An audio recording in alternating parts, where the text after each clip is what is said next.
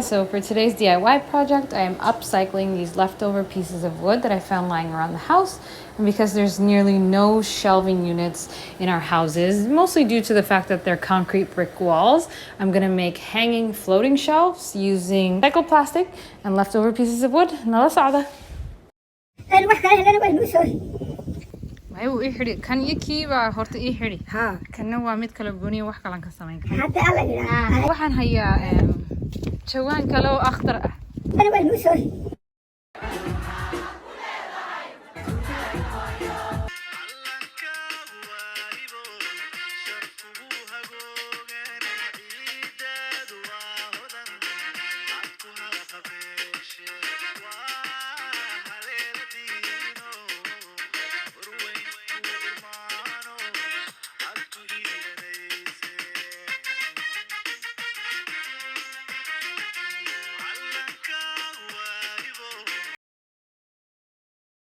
maanta waxaan sameynaynaa kabadho dusha ka soo lusho xarka hayaan loo soo hadhay baan waxaan ka sameynaynaa kabadhadaas waxaan diidaynaa gidaarka duleelintiisa markaa waanu soo lulaynaa xagga dushaanu ka soo lulaynaa I thought that this would be a good way to avoid drilling holes into these concrete walls, which is next to impossible. We did try once, but we just don't want to do that ever again.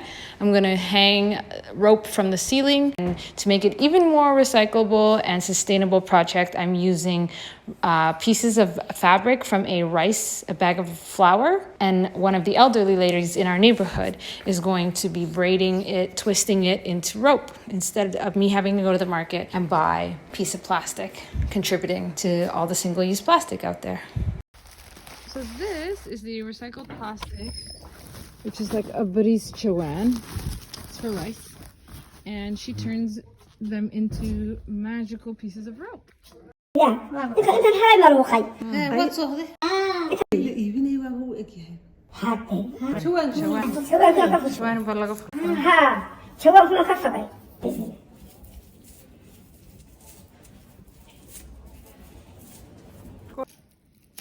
okay korba yar hayla okay alla kuma gubanaysid So for this project, I wanted to eliminate one of the contributors to single-use plastic on the earth. So I'm using one of these rice bags. I think they're actually flour bags. And at the same time, holding on to our tradition of these handmade local items, aka rope. She's so cute. I was like, great, now Anna halkaasan ka luli. She said, adna markaad lulaysid anna waa daawan. Hooyo waxay tiri qofba mar baa laga bartaa. qofo mar baa laga bartaa adigana waxaad sameynaysid baad ayaad baraysaa iyana xariga sida loo sameeyo ku baraysid ii doori baa wali socotaa through the mind. So our next door grandma wanted to see what I was going to do with the rope that she made for us. And I figured this will be a good process to show everyone. In case you have the same shelving issue in your household in Somaliland, making holes in brick walls isn't exactly something our mothers will let us do. So I think that this will be the perfect hack if you just hang it from the roof like this.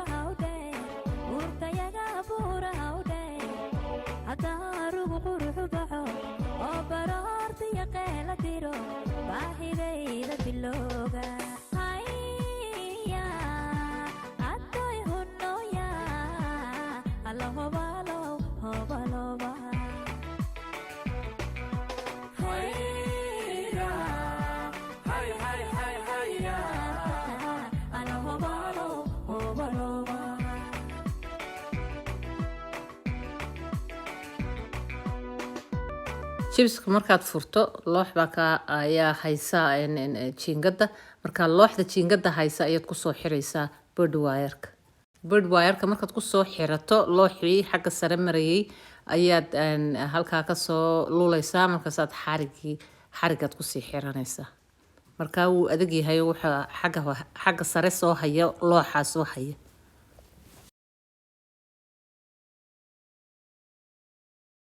And of course, while I was at it, I couldn't help but pick up a paintbrush and give my room a little bit of a makeover to remind me of my African village bedroom that I left in Canada.